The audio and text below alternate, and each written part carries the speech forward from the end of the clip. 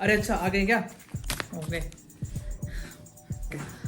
तो हेलो दोस्तों, welcome back to my video and पैरी बोनस सबको। आई होप आप सब लोग अच्छा कर रहे होंगे एंड आपको मेरी वीडियोस पसंद आ रही होगी। तो guys, first thing first, congratulation सबको एंड बेस्ट विशेस मेरी तरफ से आप लोगों को, बिकॉज जो इंडिया में VFS ऑफिसेज हैं, जो वीज़ा ऑफिसेज हैं, वो खुल गए हैं। So it's a very good news. And जो फैंसी कॉलेज का नाम है वो DLI लिस्ट में आ गया है एंड और भी कॉलेजेस का आ गया है। अराउंड 16 to 15 कॉलेजेस का नाम DLI लिस्ट में आ गया है। तो डेजिग्नेटेड लर्निंग इंस्टीट्यूशन है, जिसमें अगर आपका कॉलेज का नाम है तो आप कनाडा आ सकते हो या कनाडा से बाहर जा सकते हो ईजिली बिना किसी रिस्ट्रिक्शंस के। So it's a very good news and very big news for you guys. तो आई होप आप लोग अपना वीज़ा अप्लाई कर दो as soon as possible and आप लोग आ सको कनाडा में एंड अपने सारे ड्रीम्स फुलफिल कर सको। सो गाइज, आज की जो वीडियो है वो मैं शुरू करने वाला हूँ क्योंकि बहुत लोगों ने, बहुत जो मेरे दोस्त है, सब ने रिक्वेस्ट की थी एंड सब बोल रहे थे कि पैरी भाई जो एक्सपेंसेस है एक 1 मंथ के as a international student London में क्या क्या है, कैसे कैसे है, ये कनाडा में भी क्या कितना होता है एक्सपेंसेस। तो आज मैं वो उन चीज़ों के बारे में डिस्कस करना चाहता हूँ एंड आपको बताना वाला हूँ कि एक इंटरनेशनल स्टूडेंट्स का जो 1 मंथ का एक्सपेंस होता है कितना होता है, कैसे होता है एंड हम उसे कैसे मैनेज करते हैं। तो इस वीडियो में आपको दो चीज़ें में, 2 पार्ट्स में इसको डिवाइड करके बताऊंगा।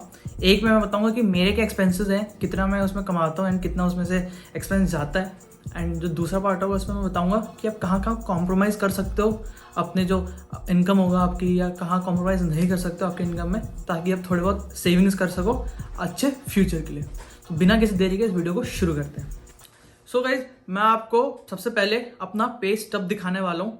जो पे स्टब होता है वो पे चेक के साथ आता है। किसी किसी को चेक्स मिलते हैं, जैसे मेरे को मेरे एम्प्लॉयर के साथ चेक्स मिलते हैं, लेकिन अगर आप कहीं और काम करोगे तो वहाँ पे आपको डायरेक्ट आपके डिपॉजिट होगा बैंक में, बट आपको पे स्टब हमेशा मिलेंगे। एंड पे स्टब एक टर्म होता है जिसमें आपके सारे आवर्स लिखे रहते हैं कि आप इसने इस आवर्स में, इस वीक में सॉरी, कितने काम किया है, then what is your per hour earning and कहाँ कहाँ टैक्स कटा है आपका, कितना टैक्स कटा है। तो ये सब जो होता है उसको पे स्टब बोलते हैं। तो आपको दिखाता हूँ। सो जैसे कि आप देख सकते हो, ये जो मेरा पे स्टब है ये मेरा है, देखो सैंडविच, सबवे सैंडविचेस लिखा हुआ है। एंड ये मेरा बहुत ही लेटेस्ट वाला पे चेक है, अभी मुझे रिसेंटली मिला ये पे चेक। एंड ये वाला पे चेक मैं इसलिए दिखा रहा हूँ क्योंकि इसमें मैंने 2 हफ्तों के जो अलाउड है मेरे को 40 आवर्स, तो मैंने वो परफेक्टली फर्स्ट टाइम किए हैं। पहले मैं कभी 39 आवर्स 38 आवर्स करता था, कभी 42 44 चलाता था, लेकिन इस वीक मैंने 40 आवर्स किए हैं। एंड देख सकते हो कि मुझे जो पे मिलती है पर आवर की 14.25 है। एंड ये मेरा नाम, मेरा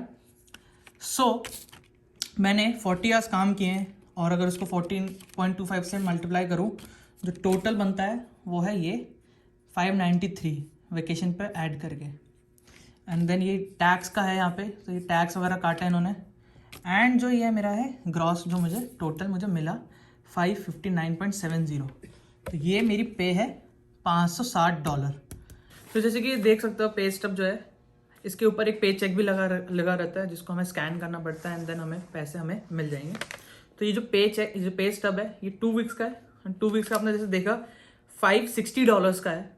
अगर आप 4 वीक्स का देखते हो तो ये हो जाएंगे $1120।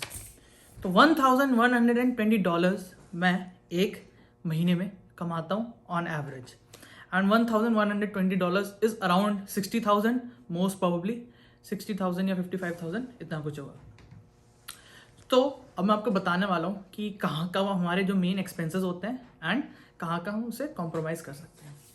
सो गाइस, $1120 में से सबसे पहले तो $350 मैं देता हूँ अपना रेंट। तो अगर मैं $1120 से माइनस करता हूँ अपना रेंट जो है $350, तो बच जाते हैं $770। तो $770 बचते हैं। $770 में से जो मेरा दूसरा मेन खर्चा है वो है मेरे फ़ोन का। मैंने अभी नया फ़ोन लिया है तो उसका है $140 का बिल आता है उसका। तो अगर मैंने उसमें से $140 माइनस किया तो $630 हो जाते हैं। $630। देन जो मेन खर्चा उसके बाद होता है ग्रॉसरी। खाना तो देखो खाना ही है और अच्छा खाना खाना है, तो $100 की तो मैं ऑन एवरेज ग्रॉसरी ले ही लेता हूँ। तो बच गए $530, आधा हो गया 3 बारी में आधा हो गया। देन इसके बाद मेरी जिम की मेम्बरशिप भी है, तो वो $30 की जाती है, तो बच गए $500। और $500 में से हमें मिसलिनियस होता है, कुछ ना कुछ लेना पड़ता है, कभी कोई बुक लेनी पड़ती है या कभी कोई और सामान लेना पड़ता है, तो वो लगा लो और $100, मतलब बच गए $400। अब $400 में से भी कभी ना कभी तो आप बाहर से खाओगे ही खाओगे, कभी दोस्तों को खिलाओगे, कभी ट्रीट्स दोगे, कभी पार्टी दोगे, तो उन सब में लगा लो और $80, मतलब $320। अब $320 में से भी कुछ ना कुछ तो शॉपिंग करो लोगे, क्योंकि मैं तो कर लेता हूँ, तो आप शायद आप लोग भी करो या ना करो, जैसे भी है। तो अगर मैं करता हूँ तो मैं इसमें से और $100 माइनस करता हूँ, तो बचते हैं $220। तो मतलब $220 होते हैं 11,000 रुपये। तो 11,000 रुपये हर महीने मैं सेव कर लेता हूँ, जैसे जैसे करके। कभी कभी ऊपर भी हो जाता है, कभी कभी नीचे भी हो जाता है। तो गाइस ये तो था कि कितने एक्सपेंसेस होता है। तो जैसे कि आपने देख लिया, जो मेन एक्सपेंस होता है घर का, जो होता है हमारा, होता है घर का, फ़ोन का, देन जो ग्रॉसरी होती है, जो खाना पीना होता है, ये होता है यहाँ के मेन एक्सपेंसेस। तो अगर मैं 60,000 कमा रहा हूँ तो मेरे 50,000 ईजिली लग जा रहे हैं। तो आप समझ रहे होगे कि यहाँ पे पैसों की क्या वैल्यू है। तो जो मैंने पहले वीडियो बनाई थी, जो 3 स्किल्स की वीडियो बनाई थी, उसका लिंक मैं डिस्क्रिप्शन में दे दूंगा, कि जो पैसे हैं यहाँ पे कितने ज़रूरी है और उनकी सेविंग्स करना कितनी ज़रूरी है। सो गाइज, अब मैं आप जो आने वाला पार्ट है आगे, उसमें आपको बताने वाला हूँ कि कहाँ आप कॉम्प्रोमाइज़ कर सकते हो थोड़े बहुत, ताकि थोड़े बहुत और अपना आप पैसे बचा सको, ताकि वो और फ्यूचर में काम आ जाए। अगर आप फीस भरते हो या अगर आपको कोई लोन चुकाना है तो वो आप उसको कवर कर सको। तो देखते हैं आगे। मैं गैल कैलकुलेट कर रहा था, तो मैं इतने बचा लेता हूँ हर महीने, $200। सो जोक्स अपार्ट, सबसे मेन जो खर्चा है जो हम करते हैं वो होता है घर पे। घर से अगर स्टार्ट करते हैं तो यार मैं यहाँ पे बोलूँगा कि कभी भी अपने घर पे या अपने जो रूम है उस पर कभी कॉम्प्रोमाइज़ मत करो। अच्छी जगह रहो, अच्छे से रहो। देखो, अगर आप कनाडा आते हो तो आपका काम होगा, आपके असाइनमेंट्स होगा, आपको कॉलेज जाना होता है, तो उसमें क्या होता है कि हमारी लाइफ बहुत हो जाती है, बहुत हेक्टिक। एंड उसके बाद हमें चाहिए होता है रेस्ट। तो रेस्ट के लिए एक अच्छा घर होना ज़रूरी है, अच्छा रूम होना ज़रूरी है। तो अगर आप पैसे बचाने के लिए अगर एक रूम में 3, 4, 5 लोग रहते हो तो वो आपके लिए बहुत ही बड़ी सरदर्दी बनने वाली है। So please try to avoid that and look for houses जो सिंगल रूम होते हैं या डबल ऑक्यूपेंसी रूम होते हैं उनमें जाने के लिए। तो अगर आप डबल ऑक्यूपेंसी वाले में जाते हो तो $300 या $350 एट मैक्स लगते हैं। एंड अगर सिंगल रूम के लिए आप ऑप्ट करते हो तो $450 to $550 तक ही लगेंगे। तो ये तो था जहां आप कॉम्प्रोमाइज ना ही करो तो बेटर है। एंड अगर यार देखो, खुद की लग्जरी के लिए, खुद के अच्छे के लिए अगर $50 या $60 ज़्यादा लग भी रहे हैं, सो कोई बुरी बात नहीं है उसमें। ओके, तो सेकेंड चीज़ है फ़ोन।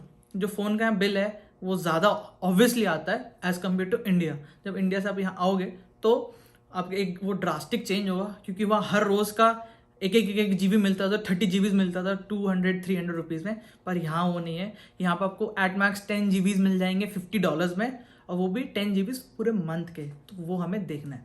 तो अगर आप जब आते हो कनाडा तो try to avoid new phones और एनीथिंग एल्स। जो आपके पास इंडिया से फ़ोन है मोस्टली चल जाते हैं, आईफोन, सैमसंग के फ़ोन, OnePlus भी या MI फ़ोन्स भी, सारे फ़ोन चल जाते हैं। तो सस्ता से सस्ता थोड़ा प्लान लेने की कोशिश करो फॉर द इनिशियल डेज, जब आपकी जॉब नहीं लग रही है। तो क्या होगा कि उससे आप थोड़े बहुत पैसे बचा सकते हो। कीप दिस इन माइंड कि यहाँ आप थोड़ा सा कॉम्प्रोमाइज़ करो। और फ़ोन, अभी जैसे आईफोन आया है या सैमसंग का कोई नया फ़ोन आता है, मत लो वो फ़ोन। थोड़ा सेटल हो जाओ यहाँ पे, थोड़े अच्छे से यहाँ पे कमा लो, उसके बाद ले लो वो फ़ोन। अगर आप वरीड हो कि मैं वहाँ से फ़ोन ला रहा हूँ तो उसका चार्जर भी होगा, तो चार्ज कैसे करूँगा, यहाँ पे पिन्स अलग होते हैं। बट डोंट वरी, इंडिया में $50-60 का इंटरनेशनल चार्जर पिन आ जाता है, तो वो आपकी हेल्प कर देगा आपके फ़ोन को चार्ज करने में। तो ये तो थी दूसरी चीज़। अब जो तीसरी चीज़ है यह खाना, जो फूड है वो बहुत एसेंशियल चीज़ है। देखो, खाने को मैं हमेशा हाई रेट करता हूँ किसी भी, क्योंकि यार वो सर्वाइव कराता है हमें। अगर आप खाना नहीं खाओगे तो कोई काम नहीं कर पाओगे, कोई कॉलेज नहीं कर पाओगे, कोई असाइनमेंट नहीं कर पाओगे, सारा दिन खराब चला जाएगा आपका। तो अच्छा खाना खाना बहुत ज़रूरी है, ठीक है।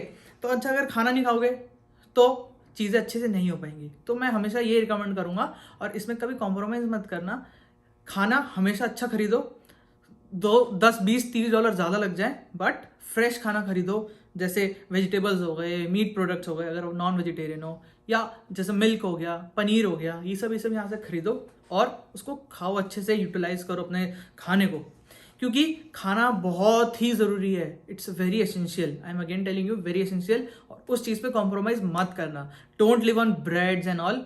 रोटियां बनाओ घर पे, बहुत ईजी है, कुछ नहीं है रोटी बनाना। देन बाहर से मत लाओ हमेशा, खुद बनाओ घर पे, दाल बनाओ, चावल बनाओ, देन जो चिकन हो गया, पनीर हो गया, तो ये सब बनाओ, तो ये सब अच्छा होगा। हाँ, 10-20-30 डॉलर ज़्यादा लग जाएंगे, बट इट्स फाइन यार, खुद की बॉडी के लिए इतना तो हम कर ही सकते हैं। एंड यहाँ पे इंडियन खाना भी मिलता है, इंडियन मसाले भी मिलते हैं, so don't worry about it. So ये 1-2-3 चीज़ें थी जहाँ पे आप थोड़े बहुत कॉम्प्रोमाइज़ कर सकते हो या नहीं भी कर सकते हो। आपको बात बतानी थी, अगर आप फैंशो कॉलेज आते हो तो आपके लिए बहुत बड़ा बेनिफिट होने वाला है, क्योंकि जो लंदन है ये काफ़ी चीप है यार, एंड स्टूडेंट्स के लिए बहुत ही बजट फ्रेंडली है as compare to Toronto area और GTA और मिसिसागा। ओंटारियो में लंदन बहुत ही सही एंड बहुत ही अच्छी सिटी है स्टूडेंट्स के लिए, बिकॉज जो यहाँ पे रेंट है वो बहुत कम है। यहाँ पे जो रेंट है वो $350 to $400 होता है पर पर्सन, अगर आप शेयरिंग में रहते हो। बट अगर यही चीज़ अगर टोरंटो चले जाओगे तो 700-800, या मिसिसागा चले जाओगे तो इतना होगा कि आपका आधा जो आपकी कमाई है वो रेंट में चली जाएगी। हाँ, टोरंटो में थोड़ी एक्स्ट्रा पे है, सब कुछ है, लेकिन वहाँ पे जितनी पे है उस हिसाब से वापस आपको भरना भी पड़ता है। So keep that in mind कि अगर आप यहाँ पे आते हो लंदन में फैंसी कॉलेज में, सो आपको बजट फ्रेंडली है सिटी, तो आपके लिए बहुत हेल्पफुल होने वाली है। एंड दूसरी चीज़, अभी ये कॉलेजेस में नहीं हुआ है कि बिकॉज कोविड की वजह से, कि दूसरी चीज़ जो है, लंदन में फैंसी कॉलेज के बच्चों को फ्री बस पास है। अभी नहीं है, मैं आपको फिर से बता रहा हूँ, अभी नहीं दे रहे हैं ये लोग free bus pass, but as soon as college will reopen ये लोग फ्री बस पास देते हैं। जो आपका फैंशो का कार्ड है वही आपका बस पास होने वाला है। आपको मैं दिखाता हूँ कि जो बस पास कैसे, जो फैंशो का कॉलेज होता है, कार्ड होता है, वो ऐसा दिखता है, और यही आपका बस पास होगा, ठीक है। बट अभी नहीं है, मोस्ट प्रॉब्ली अप्रैल के बाद ये लोग फिर उसको शुरू कर देंगे फ्री बस पास। बट अगर आप टोरंटो जाते हो या कहीं और आपका कॉलेज है तो आपको पेस्टो कार्ड लेना पड़ता है, जो $100 आपको और उसमें ऐड हो जाता है every month. So keep that in mind. तो ये तो था गाइज आज की वीडियो, यहाँ पे मैं सम अप करता हूँ इसको। आई होप आपको समझ में आई होगी, इन्फॉर्मेटिव लगी होगी। And if you like this video please give it a thumbs up and do subscribe this channel and share this video with all of your loved ones जो कनाडा आने वाले हैं या आना चाहते हैं, या they want to be in Canada in near future. So उनके लिए वीडियो बहुत ही काम आने वाली है। So please guys stay tuned for more videos and thank you.